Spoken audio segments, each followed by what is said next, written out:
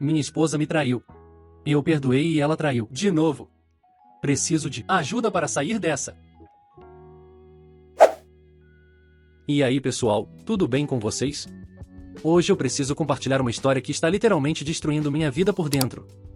Meu nome é Jones, tenho 30 anos, e nos últimos 3 anos eu vivi um verdadeiro inferno emocional que eu nunca imaginei que fosse possível viver. Antes de começar a contar tudo o que aconteceu, deixa eu te fazer uma pergunta bem séria. Você já deu uma segunda chance para alguém que te machucou muito profundamente? Comenta aí embaixo porque eu realmente preciso saber se tem alguém que passou por algo parecido com o que eu passei. Bom, vamos começar do início porque essa história precisa de contexto.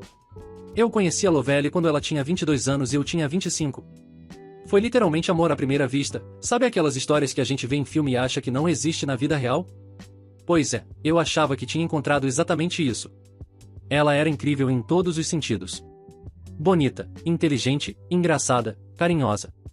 Aquela pessoa que entra na sua vida e parece que todas as peças do quebra-cabeça finalmente se encaixam perfeitamente. A gente se conheceu num evento de trabalho. Eu trabalhava com marketing digital e ela estava começando na área de design gráfico. Conversamos a noite inteira sobre tudo. Sobre sonhos, sobre planos para o futuro, sobre as coisas mais bobas e as mais profundas. Quando o evento acabou, eu pedi o número dela e 3 dias depois a gente teve nosso primeiro encontro oficial.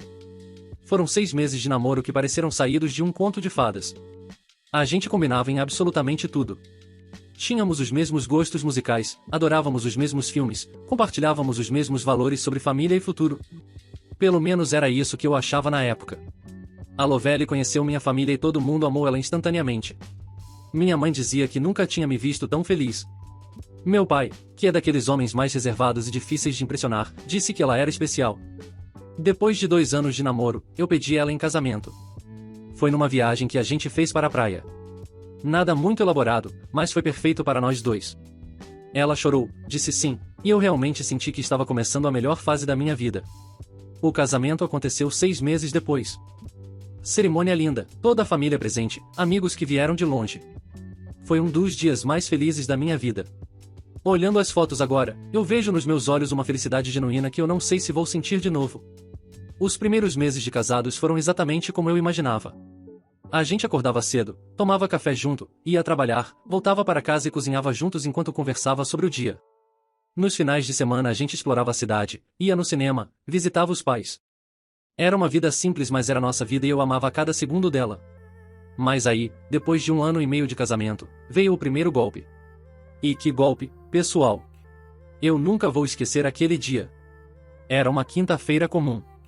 Eu estava no trabalho e comecei a me sentir mal, dor de cabeça muito forte, aquela sensação de que estava ficando doente. Pedi para sair mais cedo, nem avisei a Lovely porque pensei em chegar em casa, tomar um remédio e descansar um pouco antes dela voltar do trabalho dela. Quando eu abri a porta de casa, tudo parecia normal. A televisão estava desligada, tudo no lugar. Mas aí eu escutei vozes vindas do andar de cima. Do nosso quarto. Meu coração começou a bater mais rápido. Eu subia as escadas devagar, cada degrau parecia uma eternidade. Quanto mais eu subia, mais claras ficavam as vozes. Eu reconhecia a voz da Lovely. E tinha uma voz masculina que eu não conhecia. Quando eu abri a porta do nosso quarto, do quarto onde a gente dormia todas as noites, onde a gente tinha construído tantas memórias, eu vi ela com um cara que eu nunca tinha visto na vida. Eles estavam na nossa cama. Na nossa cama, pessoal. O mundo literalmente parou naquele momento. Eu não conseguia processar o que estava vendo. Meu cérebro simplesmente se recusava a aceitar aquela realidade. Vocês conseguem imaginar o que passa na cabeça de alguém nesse momento? É uma mistura de choque, raiva, tristeza, decepção, tudo ao mesmo tempo. Deixa nos comentários se você já passou por uma situação parecida porque eu preciso saber que não estou sozinho nisso. O cara saiu correndo da casa sem nem pegar todas as roupas dele. Simplesmente pulou da cama e saiu. Nem olhou para trás. A Lovely ficou ali, paralisada por alguns segundos, e depois começou a chorar desesperadamente. Ela se jogou no chão, literalmente se jogou de joelhos no chão, me implorando perdão. Dizendo que tinha sido um erro terrível, que ela não sabia o que tinha dado nela, que estava confusa, que nunca mais ia acontecer. Eu fiquei ali parado, olhando para aquela cena, sem conseguir dizer absolutamente nada. Minha boca não saía uma palavra. Era como se minha capacidade de falar tivesse sido desligada. Depois de uns 5 minutos, eu simplesmente saí do quarto, desci as escadas, peguei as chaves do carro e dirigi sem rumo por horas. Eu nem lembro direito por onde passei. Só lembro de estar dirigindo e chorando, chorando e dirigindo. Quando voltei para casa já era noite. A Lovely estava sentada na sala, os olhos completamente vermelhos e inchados de tanto chorar. A casa estava num silêncio sepulcral. Ela tentou falar comigo, mas eu levantei a mão pedindo silêncio. Fui para o quarto de hóspedes e tranquei a porta. Passei a noite inteira acordado, olhando para o teto, tentando entender como minha vida tinha virado de cabeça para baixo em questão de horas. Os dias seguintes foram horríveis. Eu não conseguia olhar para ela. Não conseguia comer. Não conseguia trabalhar direito. Cada vez que eu fechava os olhos, via aquela cena se repetindo. É como se tivesse gravado na minha mente em alta definição e não tinha como apagar. A Lovely não parava de tentar conversar comigo. Ela escrevia cartas enormes pedindo perdão, explicando que estava passando por um momento difícil, que tinha se sentido sozinha porque eu estava trabalhando muito. E vocês sabem o que é pior? Eu comecei a me culpar. Comecei a pensar que talvez eu realmente estivesse trabalhando demais. Que talvez eu não tivesse dado a atenção que ela precisava. Que talvez parte da culpa fosse minha. Hoje eu sei que isso é ridículo. Nada, absolutamente nada justifica o que ela fez. Mas na época, com a cabeça confusa e o coração partido, eu achei que talvez pudesse ter feito algo diferente. Depois de 2 semanas nesse clima horrível, com ela implorando todos os dias e eu num limbo emocional, eu finalmente concordei em conversar. A gente sentou na mesa da cozinha e ela me contou tudo. Disse que conheceu o cara num aplicativo, que tinham se encontrado algumas vezes, que foi algo puramente físico e que não significou nada. Que ela amava apenas a mim e que tinha cometido o maior erro da vida dela. E aí vem a pergunta que eu me faço até hoje: por que diabos eu perdoei? Pessoal, eu me pergunto isso todos os dias. Na época, eu amava tanto a Lovely que não conseguia imaginar minha vida sem ela. A gente tinha construído tanto juntos. Tínhamos planos, sonhos, uma vida inteira pela frente.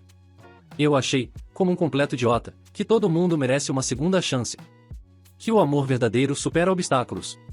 Todas aquelas frases bonitas que a gente vê em livros de autoajuda e posts motivacionais. Eu disse a ela que daria uma segunda chance, mas com condições. A gente começaria a terapia de casal imediatamente. Ela teria que ter transparência total comigo. Acesso completo ao celular, redes sociais, e-mail, tudo. E ela concordou com tudo. Prometeu que ia fazer qualquer coisa para reconquistar minha confiança. Que passaria o resto da vida provando que aquilo tinha sido um erro e que nunca mais aconteceria. Começamos a terapia de casal na semana seguinte. A terapeuta era uma mulher experiente que trabalhava especificamente com casos de infidelidade. As primeiras sessões foram extremamente difíceis. Eu precisava falar sobre como me sentia, sobre a dor, sobre a traição, enquanto a Lovely estava sentada ali do lado. Mas aos poucos as coisas foram melhorando. Ou pelo menos era o que parecia. Durante os 6 meses seguintes, a Lovely realmente parecia estar se esforçando. Ela estava mais presente, mais carinhosa, mais atenta. Me mandava mensagens durante o dia dizendo que me amava. Voltava do trabalho com pequenas surpresas. A gente voltou a ter conversas profundas como antigamente. E eu, lentamente, comecei a sentir que talvez a gente conseguisse superar aquilo. Que talvez nossa história não tivesse acabado naquele dia terrível. A terapeuta dizia que a reconstrução da confiança era um processo longo e que tinha altos e baixos. Que era normal eu ter dias em que desconfiava de tudo e dias em que me sentia mais seguro. E realmente era assim. Tinha dias em que eu olhava para a Lovely e sentia o mesmo amor de antes. E tinha dias em que qualquer coisa que ela fizesse me deixava desconfiado. Mas no geral, depois de 6 meses, eu realmente achava que estávamos no caminho certo. A gente tinha até começado a fazer planos de novo. Falávamos sobre fazer uma viagem grande no ano seguinte, sobre talvez começar a pensar em ter filhos em alguns anos. Eu tinha voltado a sorrir de verdade. Minha família comentava que eu parecia mais leve, mais feliz. Até que chegamos ao segundo golpe. E esse, pessoal, esse foi devastador de uma forma que eu nem sei explicar direito. Foi há 2 meses. Meu notebook tinha quebrado e eu precisava urgentemente enviar uns arquivos de trabalho para um cliente. A Lovely estava no banho e o notebook dela estava aberto na mesa. Peguei emprestado sem pensar muito, afinal a gente tinha transparência total, certo? Ou pelo menos era o que eu achava. Quando abri o navegador para acessar meu e-mail, vi que já tinha uma conta logada. Era o e-mail da Lovely. Ia sair da conta quando uma notificação chamou minha atenção. Era de um aplicativo de encontros. Meu coração começou a bater mais rápido. Aquela sensação horrível que eu sentia há 1 ano atrás voltou com tudo. Minhas mãos começaram a tremer. Abri o e-mail e cliquei na notificação. Me levou direto para o aplicativo que já estava conectado. E o que eu vi ali, pessoal, foi pior do que qualquer pesadelo. Tinha conversas dela com pelo menos 5 caras diferentes. Conversas recentes. Conversas de semanas atrás. Conversas que aconteciam enquanto a gente estava fazendo terapia de casal. Conversas que aconteciam enquanto ela estava deitada do meu lado na nossa cama. Eu fiquei ali, lendo aquelas mensagens, sentindo meu mundo desabar pela segunda vez. Só que dessa vez era pior. Porque dessa vez ela tinha tido todas as chances do mundo de ser honesta. Dessa vez a gente estava fazendo terapia. Dessa vez ela tinha prometido transparência. E mesmo assim ela estava fazendo tudo de novo. Li cada mensagem, cada conversa. Ela marcando encontros com esses caras. Dizendo coisas que costumava dizer para mim. Chamando eles de amor, de querido, de gostoso. Combinando de se encontrar em hotéis. Mandando fotos. E a pior parte? Em algumas conversas ela falava sobre mim. Dizia que eu era chato, que era previsível, que estava com ela só porque era conveniente. Vocês conseguem imaginar a dor de ler algo assim sobre você? De descobrir que a pessoa que você ama, que você perdoou, que você está tentando reconstruir uma vida junto, fala de você desse jeito para estranhos? Comenta aí se você já sentiu algo parecido. Eu fiquei ali, lendo aquelas mensagens por mais de 1 hora. Quando a Lovely saiu do banho e veio para a sala, eu estava sentado no sofá com o notebook aberto na minha frente. Ela viu a tela e literalmente a cor sumiu do rosto dela. Ficou branca que nem papel, dessa vez não teve choro imediato como da primeira vez. Ela ficou completamente em silêncio, me olhando com uma expressão que eu não conseguia decifrar. Era medo? Vergonha? Alívio por ter sido descoberta? Ficamos uns 5 minutos naquele silêncio pesado. Eu não conseguia nem olhar para ela direito. Estava sentindo uma mistura de emoções tão intensa que não sabia nem por onde começar. Raiva? Tristeza? Decepção? Tudo junto e misturado de uma forma que me deixava completamente paralisado. Quando ela finalmente falou, veio com uma desculpa patética. Disse que estava se sentindo sozinha de novo, que eu tinha voltado a trabalhar muito, que ela precisava de atenção e validação. Que aquelas conversas não significavam nada, que ela nunca tinha realmente encontrado com nenhum desses caras, que era só fantasia. Mas eu tinha visto as mensagens. Tinha visto os endereços dos hotéis. Tinha visto as datas e horários marcados. E foi nesse momento que algo dentro de mim quebrou de vez. Não foi como da primeira vez, que eu fiquei em choque. Dessa vez eu explodi. Gritei pela primeira vez na minha vida com ela. Disse tudo o que estava entalado na minha garganta há 1 ano. Falei que ela tinha destruído tudo de novo. Que eu tinha sido o maior trouxa do mundo em confiar nela novamente. Que ela não merecia nem mais 1 segundo do meu tempo. Que ela tinha jogado fora todas as chances que eu tinha dado. Me diz uma coisa, em alguém que realmente te ama faz isso? Alguém que realmente se importa com você é capaz de olhar nos seus olhos todos os dias sabendo que está te traindo?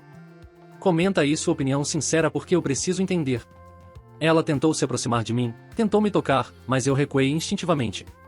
Naquele momento, olhando para ela, eu não sentia mais nada. Nem amor, nem raiva, nem tristeza. Só um vazio enorme, assustador. Era como se todo o sentimento que eu tinha por ela tivesse sido sugado para fora de mim de uma vez só. Peguei meu celular, minha carteira, algumas roupas que estavam no armário e saí de casa. Fui direto para a casa do meu irmão. Meu irmão ficou em choque quando viu meu estado. Eu estava tremendo, quase não conseguia falar direito. Ele me deu um copo de água, me fez sentar e ficou só me ouvindo enquanto eu contava tudo. Quando terminei de contar, ele ficou em silêncio por um tempo e depois disse uma frase que ficou gravada na minha cabeça: você deu a ela algo que muita gente não dá, uma segunda chance. Ela jogou isso no lixo. Agora você precisa pensar em você. E isso foi há 2 meses. 2 meses que foram os mais difíceis da minha vida.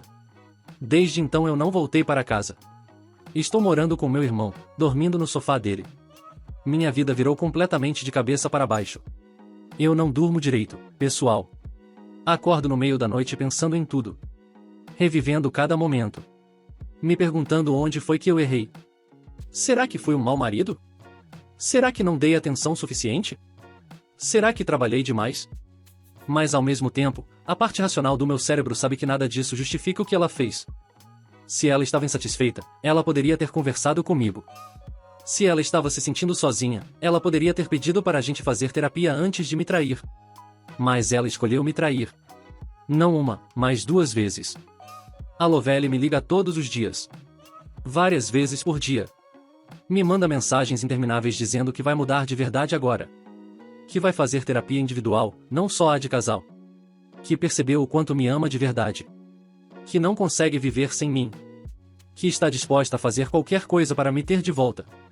Qualquer coisa. Ela apareceu na casa do meu irmão 3 vezes. Das 3 vezes eu me recusei a falar com ela. Da última vez ela ficou do lado de fora chorando por mais de 1 hora até os vizinhos começarem a reclamar e meu irmão ter que pedir para ela ir embora. Foi horrível ver aquilo, mas ao mesmo tempo eu simplesmente não consigo sentir pena dela. Ela fez isso comigo. Ela escolheu isso. Mas aqui vai a confissão mais difícil de fazer e eu ainda tenho dúvidas. Sim, pessoal, mesmo depois de tudo isso, uma parte pequena e idiota de mim ainda tem dúvidas. E eu fico me perguntando se isso é normal ou se eu sou completamente maluco. Como é que depois de ser traído 2 vezes, depois de ler aquelas mensagens horríveis, depois de tudo, eu ainda consigo ter dúvidas sobre seguir em frente? Acho que é porque quando você passa anos da sua vida com alguém, quando você constrói uma história com essa pessoa, não é tão simples assim só apagar tudo e seguir em frente. Tem memórias boas, tem momentos que foram genuinamente felizes.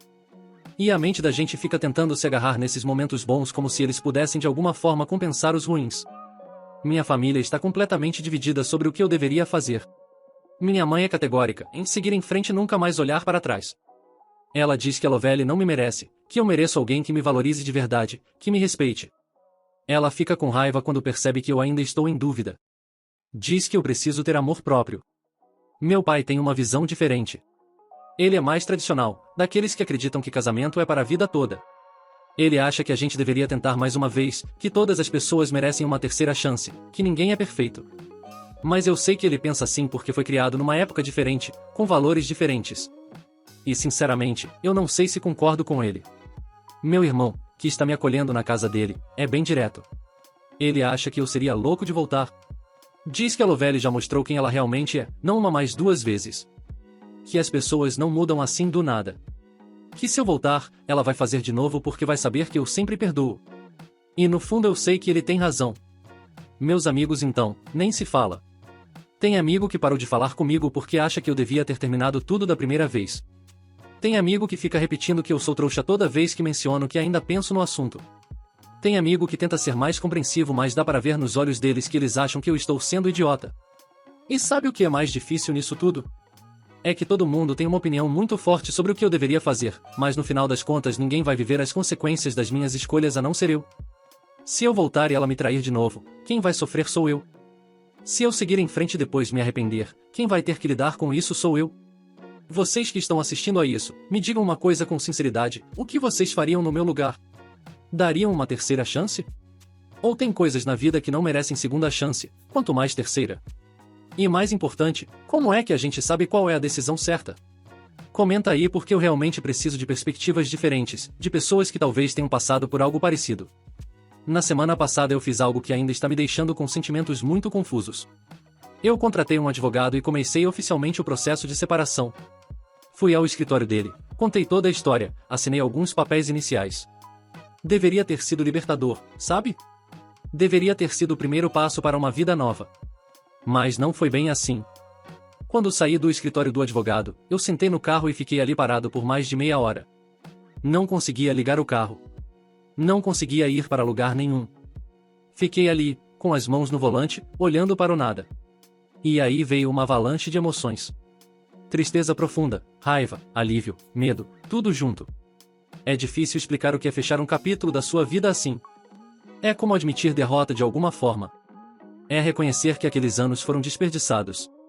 Que a pessoa em quem você mais confiava no mundo te traiu da pior forma possível. Não uma vez, como um erro genuíno, mas 2 vezes. Intencionalmente. Conscientemente. Desde que comecei o processo de separação, eu tenho um caderno onde escrevo todos os dias. Meu terapeuta individual, sim, eu também comecei terapia individual, sugeriu isso. Ele disse que escrever ajuda a organizar os pensamentos, a processar as emoções. E tem ajudado um pouco. Eu escrevo sobre como me sinto naquele dia. Sobre as memórias que vêm à mente. Sobre os momentos em que quase ligo para a Lovely, sobre por que não ligo. Escrevo sobre o futuro que eu imaginava e sobre o futuro incerto que tenho agora. Escrevo sobre a raiva que sinto e sobre a tristeza que às vezes é tão intensa que me deixa sem ar. Uma coisa que percebi escrevendo é que o que mais me dói não é nem a traição em si. É a mentira. É olhar para trás e perceber quantas vezes ela olhou nos meus olhos e mentiu. Quantas vezes ela disse eu te amo enquanto estava conversando com outros caras no aplicativo? Quantas vezes ela chegou em casa e me abraçou depois de estar com outra pessoa? É a percepção de que durante todo aquele tempo em que eu achava que estávamos reconstruindo nossa relação, ela estava destruindo tudo de novo. É saber que enquanto eu estava na terapia de casal tentando salvar nosso casamento, ela estava marcando encontros com estranhos da internet. É a hipocrisia absurda de tudo isso que realmente me machuca. Como é que a gente se recupera de algo assim? Como é que a gente volta a confiar em alguém depois de passar por isso? Essas são perguntas que me atormentam todos os dias e para as quais eu ainda não tenho resposta. Meu terapeuta diz que vai levar tempo, que é um processo, que não tem fórmula mágica. Mas eu queria ter uma fórmula mágica, sabe? Queria ter um botão para apertar e fazer toda essa dor ir embora. Tem dias que são melhores que outros. Tem dias que eu acordo e consigo me concentrar no trabalho, consigo rir de alguma piada, consigo me distrair. E tem dias que são absolutamente horríveis desde o momento em que abro os olhos. Dias em que eu só queria ficar na cama e não fazer nada. Dias em que qualquer coisa me lembra dela e de tudo o que aconteceu. O trabalho tem sido meu refúgio em alguns momentos e meu inferno em outros. Refúgio porque me mantém ocupado, me dá algo em que focar além da minha vida pessoal que está uma bagunça. Inferno porque às vezes eu simplesmente não consigo me concentrar. Fico olhando para o computador sem processar nada do que está na tela. Meu chefe percebeu que algo estava errado e me chamou para conversar. Eu contei tudo para ele, com receio de que isso pudesse afetar meu trabalho de forma negativa. Mas ele foi muito compreensivo. Disse que já tinha passado por algo parecido há muitos anos e que entendia perfeitamente. Me deu liberdade para ajustar meus horários se necessário e disse que se eu precisasse de alguns dias de folga era só avisar. Essa conversa com meu chefe me fez perceber uma coisa importante e muita gente já passou por situações parecidas. A traição não é algo raro ou incomum. E embora isso não torne minha dor menor, de certa forma me faz sentir menos sozinho. Saber que outras pessoas sobreviveram a isso e seguiram em frente me dá um pouco de esperança. Mas essa esperança vem e vai. Tem momentos em que eu realmente acredito que vou ficar bem, que vou superar isso, que eventualmente vou encontrar alguém que me valorize de verdade. E tem momentos em que eu me sinto completamente sem esperança, achando que nunca mais vou conseguir confiar em ninguém, que nunca mais vou conseguir me entregar completamente em um relacionamento. A parte física tem sido difícil também. Eu emagreci uns 5 quilos nesses 2 meses. Meu irmão fica no meu pé para eu comer direito, mas eu simplesmente não tenho apetite na maior parte do tempo. A comida não tem gosto. É como se tudo tivesse perdido um pouco da cor e do sabor. Comecei a ir na academia com meu irmão. Ele disse que a atividade física ia me ajudar e ele estava certo. Quando estou malhando, focado nos exercícios, é um dos poucos momentos em que minha mente não fica voltando para toda essa situação. E além disso, tem sido bom para descontar a raiva que às vezes sinto. Raiva da Lovelle, raiva de mim mesmo por ter sido tão ingênuo, raiva da situação toda. Uma coisa que me pega de surpresa é como as memórias vêm do nada. Eu posso estar fazendo algo completamente normal, como tomando café, e de repente me lembro de um domingo em que a Lovelle e eu tomamos café na cama e ficamos conversando por horas. Ou posso estar dirigindo e passar por um restaurante onde a gente comemorou nosso aniversário de namoro e aquilo me acerta como um soco no estômago. Meu terapeuta me explicou que isso é normal, que o cérebro precisa processar o trauma e que essas memórias fazem parte desse processo. Ele me ensinou algumas técnicas de respiração para quando as emoções ficam muito intensas. Técnicas de mindfulness para me manter no presente ao invés de ficar ruminando o passado ou temendo o futuro. E falando em futuro, eu tenho muito medo dele. Medo de ficar sozinho para sempre. Medo de nunca mais conseguir confiar em alguém. Medo de que essa experiência tenha me mudado de uma forma irreversível. Eu olho para casais felizes na rua e fico me perguntando se eles realmente são felizes ou se estão escondendo problemas como eu escondi durante tanto tempo. Porque essa é outra coisa que me incomoda. Enquanto tudo isso estava acontecendo, para o mundo exterior a gente era um casal feliz. Ninguém desconfiava de nada. Nas redes sociais, que a Lovelle adorava, a gente aparecia sorrindo, feliz. E agora eu olho para aquelas fotos e me pergunto o que era real e o que era encenação. Eu apaguei todas as redes sociais. Facebook, Instagram, tudo. Não conseguia mais ver aquelas fotos, aquelas postagens cheias de mentiras. E além disso, não queria ver a Lovelle postando coisas, tentando mostrar como estava mal ou sei lá o que ela está fazendo. Meus amigos me mandam mensagens pelo WhatsApp agora se quiserem falar comigo. Tem uma coisa que eu ainda não mencionei mais que tem me atormentado e nas perguntas que ficaram sem resposta. Por que ela fez isso? O que eu fiz de errado? Ela realmente me amou algum dia ou foi tudo mentira desde o início? Ela sente remorso verdadeiro ou só está com medo de ficar sozinha?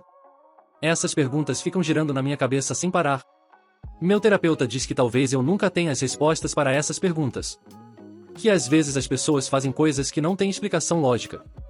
Que nem sempre conseguimos entender as motivações dos outros. Mas eu queria entender. Preciso entender de alguma forma para conseguir seguir em frente. A Lovelle mandou uma carta enorme para a casa do meu irmão semana passada. Eram tipo 10 páginas escritas à mão. Eu li a carta inteira mesmo sabendo que provavelmente não deveria. Ela escreveu sobre tudo.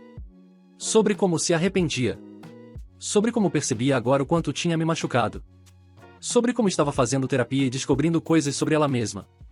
Sobre como eu era o amor da vida dela e ela tinha jogado tudo fora. Não vou mentir, ler aquela carta mexeu comigo.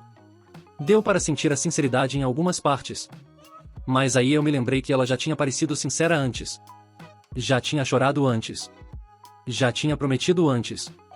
E ainda assim me traiu de novo. Então como eu posso acreditar em qualquer coisa que ela diga agora? No final da carta ela pedia para a gente se encontrar e conversar. Pessoalmente. Ela dizia que precisava olhar nos meus olhos e me pedir perdão. Que precisava que eu visse que ela estava falando a verdade. E uma parte de mim quer esse encontro. Quer ouvir o que ela tem a dizer. Quer fazer todas as perguntas que ficaram sem resposta. Mas a parte racional de mim sabe que isso provavelmente é uma má ideia. Meu advogado me aconselhou a não me encontrar com ela sem a presença dele ou de outra pessoa. Disse que do ponto de vista legal é melhor manter distância até que o processo de separação esteja finalizado. E emocionalmente, meu terapeuta também acha que não é uma boa ideia. Ele diz que eu ainda estou muito vulnerável e que um encontro assim poderia me jogar de volta em um ciclo de dúvidas e sofrimento. Então eu não respondi a carta. Guardei ela numa gaveta e tento não pensar nela. Mas é difícil não pensar, sabe? É difícil não se perguntar o que aconteceria se eu aceitasse conversar com ela. Se ela realmente mudou. Se realmente percebeu o erro. Se uma terceira chance seria diferente. Mas aí eu volto a ler minhas anotações no caderno. Volto a lembrar da dor que senti quando descobri a primeira traição. E principalmente, volto a lembrar da dor muito maior que senti quando descobri a segunda. E eu me pergunto, e será que eu aguento uma terceira vez? Porque se eu voltar e ela fizer de novo, eu acho sinceramente que não vou sobreviver emocionalmente. Outra coisa que tem me ajudado é conversar com outras pessoas que passaram por situações parecidas. Tem um grupo de apoio que eu comecei a frequentar. São encontros semanais onde pessoas que passaram por traição se reúnem para conversar, compartilhar experiências, se apoiar mutuamente. No começo eu estava resistente à ideia, achava meio esquisito. Mas meu terapeuta insistiu e eu resolvi tentar. E tem sido surpreendentemente útil ouvir as histórias de outras pessoas me faz perceber que não estou sozinho nisso. Tem gente que passou por coisas até piores. Tem gente que descobriu traições depois de 20, 30 anos de casamento. Tem gente que descobriu que os filhos não eram biologicamente seus.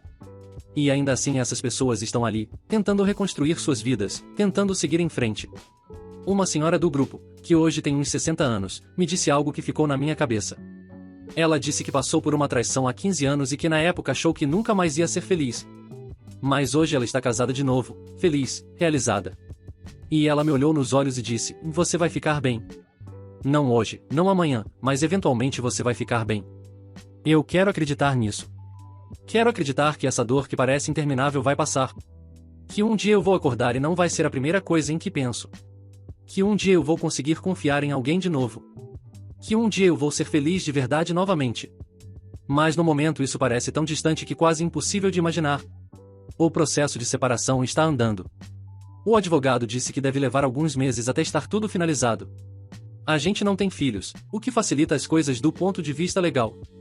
A casa onde a gente morava está alugada, não compramos. Então basicamente é dividir alguns bens e assinar os papéis. Mas por mais que seja simples do ponto de vista legal, emocionalmente é extremamente complicado. Cada documento que assino parece um pedaço da minha vida indo embora. Cada decisão sobre quem fica com que me lembra de quando a gente comprou aquilo junto, dos planos que tínhamos. Eu sei que preciso seguir em frente. A parte racional do meu cérebro sabe disso claramente. Mas o coração ainda está processando tudo. É um luto, sabe? É a morte de um relacionamento, de um futuro que a gente tinha planejado juntos, de uma versão de mim que acreditava no amor incondicional. E talvez essa seja a maior lição de tudo isso, e não existe amor incondicional em relacionamentos românticos. Ou pelo menos não deveria existir. Tem coisas que devem ser inaceitáveis.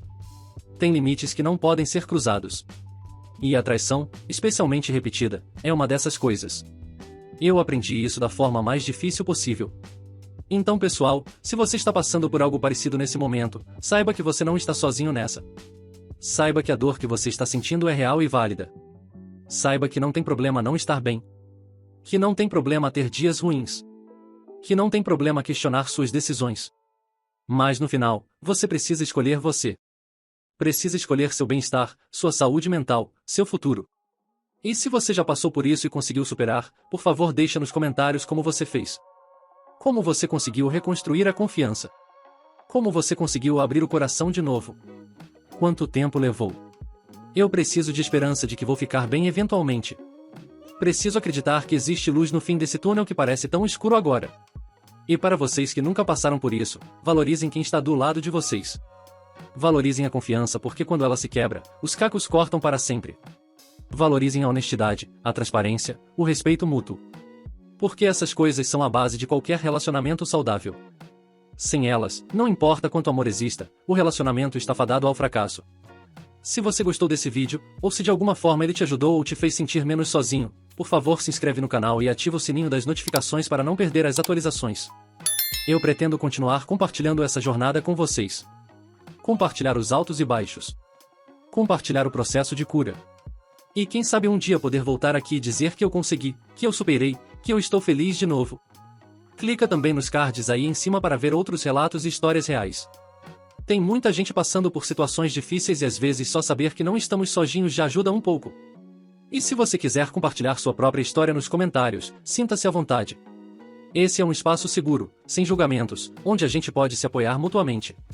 Um abraço forte para todos vocês e até o próximo vídeo.